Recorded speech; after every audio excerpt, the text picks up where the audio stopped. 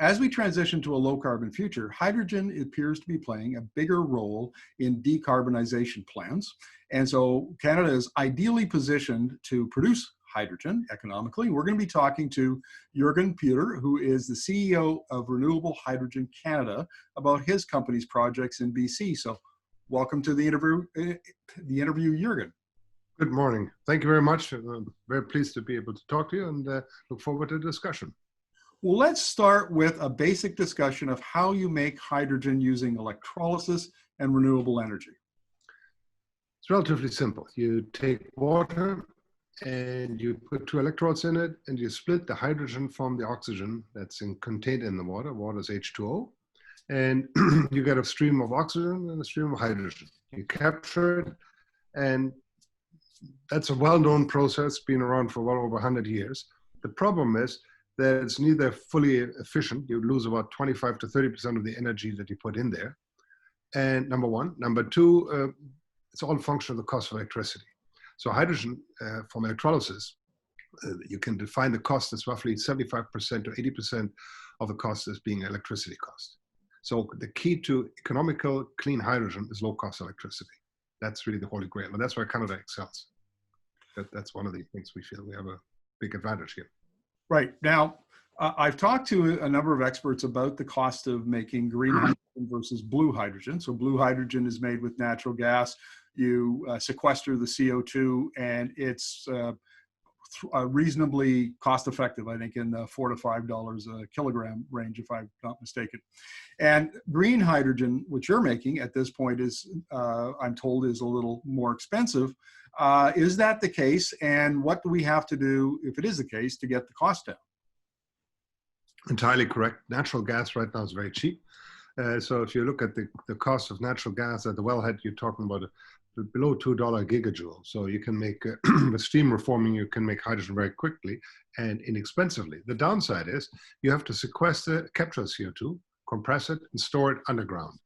And you have to hope that it stays there. If there's only a fraction of a percent of leakage, then you're better off not doing it in the first place. But it's still no doubt that we will need blue hydrogen. It's cheap. It is, however, not qualifying in many programs, for example, state of California and BC that have low carbon fuel standards.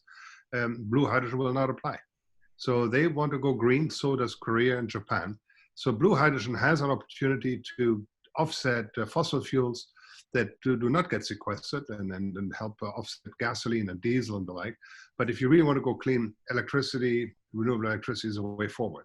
In terms of the cost you mentioned, we're just now launching a project on the coast of BC where we are confident that we can provide hydrogen well below $4 a kilogram US at the port. That's fully renewable green hydrogen. And the reason why we can do that is we have very low cost electricity, wind and hydro. And that's really the combination that makes it very good. In Canada, solar doesn't work. We're too far north. You know, in the winter right now, we have a lot of clouds and short days. In the summer it works well, but not in the winter. So on average, you need to be way further south, you know, Arizona, the Sahara. But wind is the thing here. Let's talk about your Sundance Hydrogen project up in the Northeast. It's north of Fort St. John, and it's really unique. Why don't you give us an overview of Sundance? Sundance came about when Vancouver decided a few years ago to become the greenest city in the world, and they basically wanted to outlaw natural gas because it's fossil derived, and they said just switch over to electricity. But of course, the downside of electricity is that you don't have the storage component, and so it has to be produced as you consume it. Hydrogen put into natural gas is a wonderful complement, taking electricity, turning it into a molecule that you can store and transport and use when you need it. So the whole concept is to follow Fortis is our partner there. They are the gas distributor in British Columbia. They are under direction from the BC government under the Clean BC policy to reduce the carbon intensity of natural gas by 15% by 2030. It's a huge amount of energy. There's just not enough renewable natural gas available. So the ideal complement is to inject hydrogen into the gas system. And that's what we're doing up there in the Northeast. And the reason why we're not doing it down, let's say in Vancouver, is up there in the Northeast of BC is where all the natural gas is. So it gets gathered and then transported in the Enbridge pipeline south, which ultimately ends up in the US. Very large flow. So even putting in 150 megawatt worth of electrolysis hydrogen into the pipeline there, we're only talking 2 or 3% hydrogen concentration. Is there the option down the road of moving from, say, 10% of hydrogen in natural gas, moving to 100% hydrogen for heating and cooking and those sorts of things? Absolutely. I mean, obviously, appliances would have to be changed.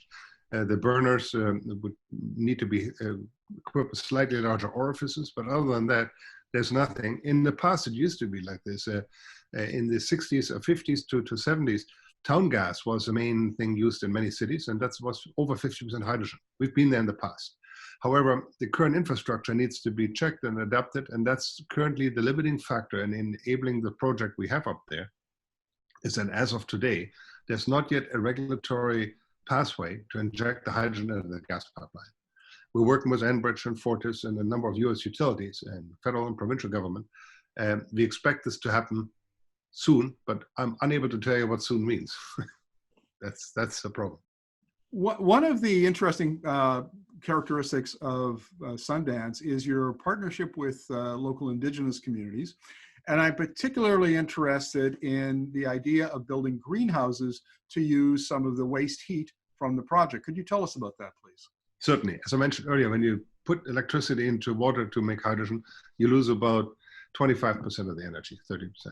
It manifests itself as hot water in the 80-degree centigrade range. That's not warm enough to really do much with it. It's good for district heating, for example, but where we're located up there, it's ideal that in the winter you couldn't afford to heat greenhouses because it's very cold up there and it gets very expensive. And particularly with food security being an issue, and it's an ideal complement to build large-scale greenhouses that are operated and owned by First Nations, growing organic produce, and they're getting this energy for free. So the economics are very attractive, and you can now produce organic produce close to market for the North, and ultimately we expect to do on a scale that we'll be flying it out to markets all over North America. So it's a very attractive, land is cheap up there, water is available, and this will provide very substantial amount of First Nation employment, several hundred in the first phase. Juergen, thank you very much for this. This is a fascinating sector of the economy, and the work that you're doing in your company is very, very interesting. I have no doubt that we'll be talking to you again in the near future. We want to keep track of the success you have with both Sundance and your other projects, and there are other projects, and we'll get to those in future interviews. Thank you. Much appreciated. Thank you very kindly. Bye-bye.